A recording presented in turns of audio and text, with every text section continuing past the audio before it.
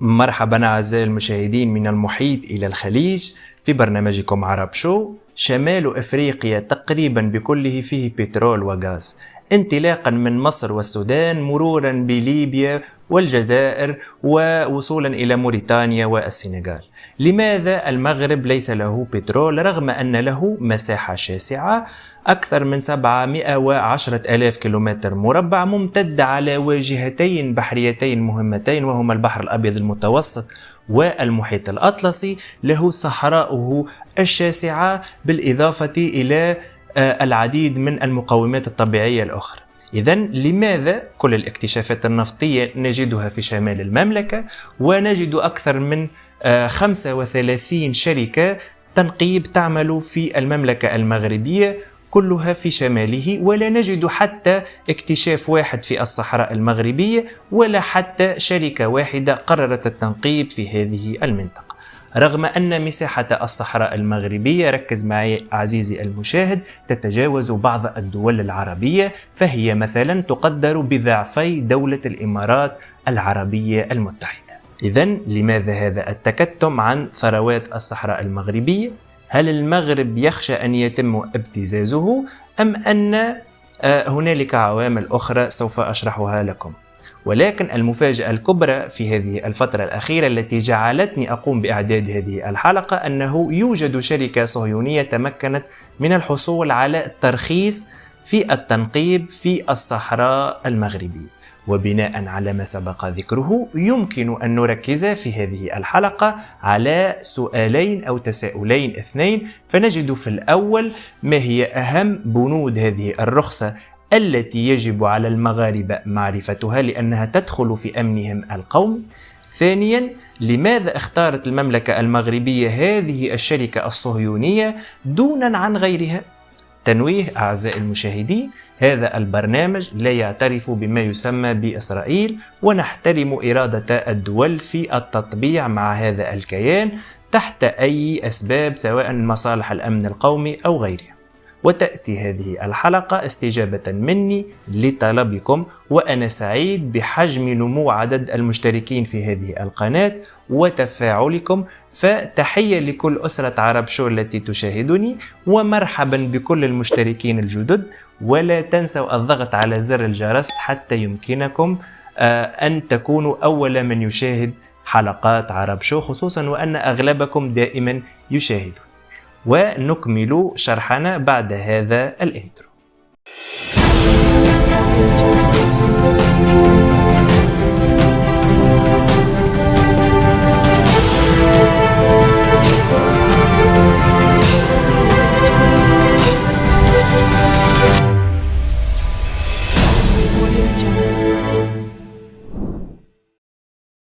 وأفتتح معكم هذه الحلقة بمنح الشركة الصهيونية حق التنقيب الحصري في الصحراء المغربية، وذلك بحسب موقع إنرجيا نيوز المهتم بالطاقة وأخبار الطاقة، حيث أعلنت شركة التنقيب راتيو بتروليوم الصهيونية توقيعها اتفاقية مع المكتب الوطني للهيدروكربورات والمعادن المغرب تمنح بموجبها الحق الحصري في الدراسة والتنقيب عن النفط والغاز داخل إقليم الصحراء وعلى طول ساحل المحيط الأطلسي المتعلق بالصحراء المغربية، نظرا لأن الشمال فيه أكثر من 35 شركة تنقيب، والصحراء المغربية سوف تكون هذه المنطقة منطقة تنقيب حصرية لهذه الشركة. بالإضافة إلى هذا نجد أن إذاعة مونتي كارلو الفرنسية نقلت يوم الأحد 17 من أكتوبر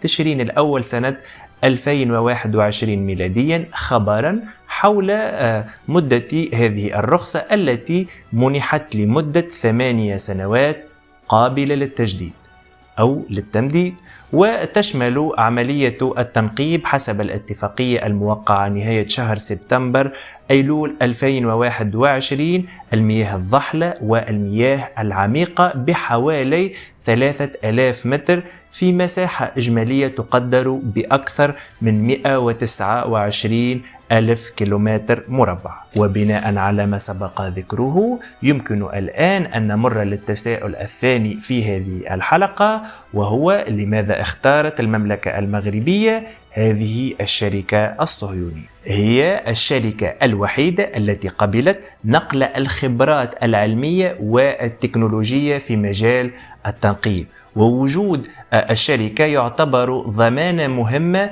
من أي عقوبات أو أعمال ضد مصالح المملكة المغربية من الدول الأوروبية أو أمريكا أو غيرها في ملف الصحراء المغربية. أمريكا نفسها هي التي قامت بصفقة القرن واعترفت بالصحراء المغربية، وتبعها في ذلك العديد من الدول، أبرزهم مؤخرا الدولة الإسبانية التي اعترفت بمغربية الصحراء.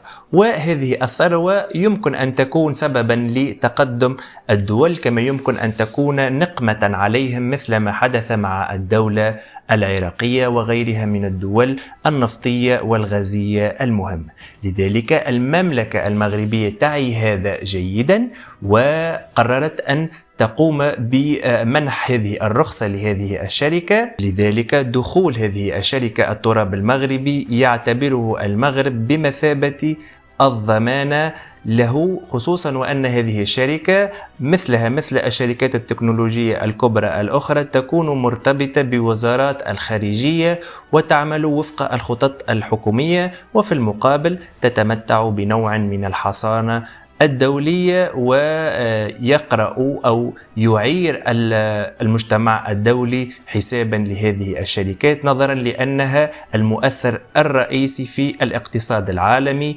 وفي سياسات الدول. بالإضافة إلى هذا نجد أن العلاقات المغربية الصهيونية لديها جذور منذ عدة سنوات. يشار إلى أنه في 10 ديسمبر أو كانون الأول الماضي أعلن الكيان والمغرب استئناف العلاقات الدبلوماسية بينهما بعد توقفها عام 2000، أي قبل 22 سنة منذ الآن، إثر تجميد الرباط العلاقات وعقب اندلاع الانتفاضة الفلسطينية الثانية. ويأتي هذا التطبيع في إطار مساعي المغرب ضمانا لسيطرته وبسط نفوذه على كامل مجاله الجغرافي والاعتراف العالمي بمغربية الصحراء، والاستفادة من التكنولوجيا التي تطورها تل أبيب في المسيرات، في المجال العسكري، في المجال المدني، في قطاع السيارات وغيرها من المسائل الأخرى. وشهدت العلاقات الثنائية انتعاشا مهمة هذه السنة. وبعد أن تعرفنا على كل هذه المعلومات يمكن الآن أن نمر إلى السؤال الأهم في هذه الحلقة، وهو ماذا لو تم وجود كميات هامة من الطاقة، وأنا شبه متأكد من وجود هذه الطاقة، وهنالك مصادر تتكلم عن كميات ضخمة، ولم أشاء أن أقدمها الآن حتى أتأكد من هذه المصادر، ولكن مصادر شبه مؤكدة التي بإذن الله سوف تنكشف لكم في الأسابيع أو في ال3 أشهر القادمة.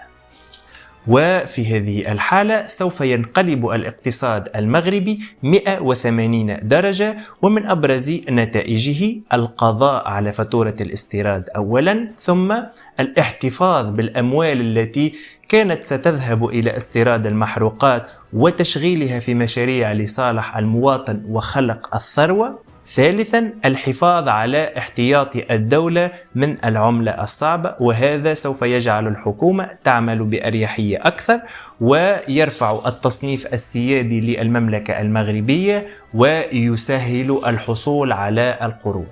رابعا تشغيل الكوادر المغربية في هذه المنشآت والتقليل من نسب البطالة وجلب الخبرات الأجنبية وتكوين المغاربة في هذا المجال.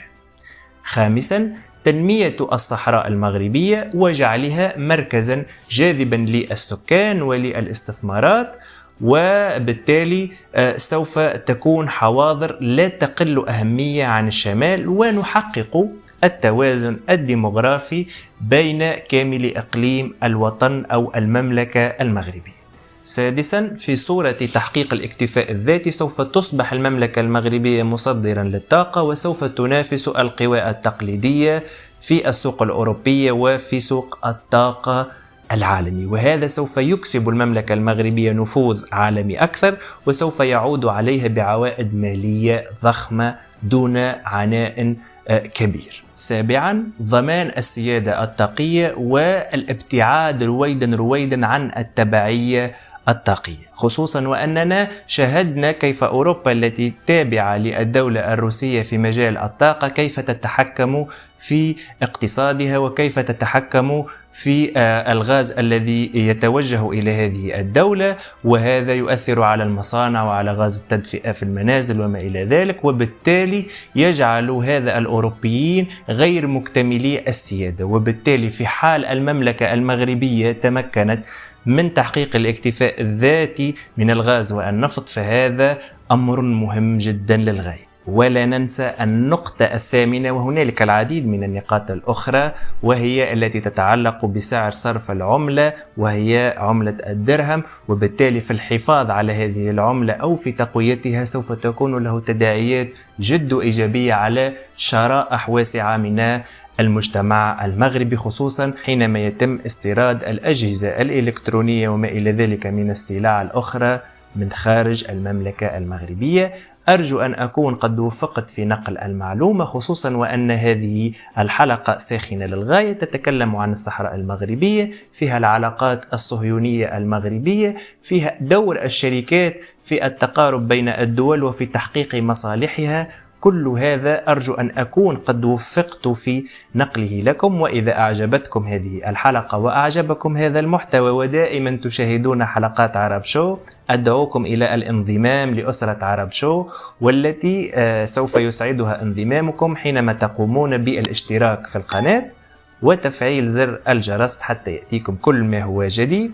والجديد كالعادة أعزائي المشاهدين يأتيكم على الساعة 5 بعد الزوال كل يوم خميس بتوقيت الرباط.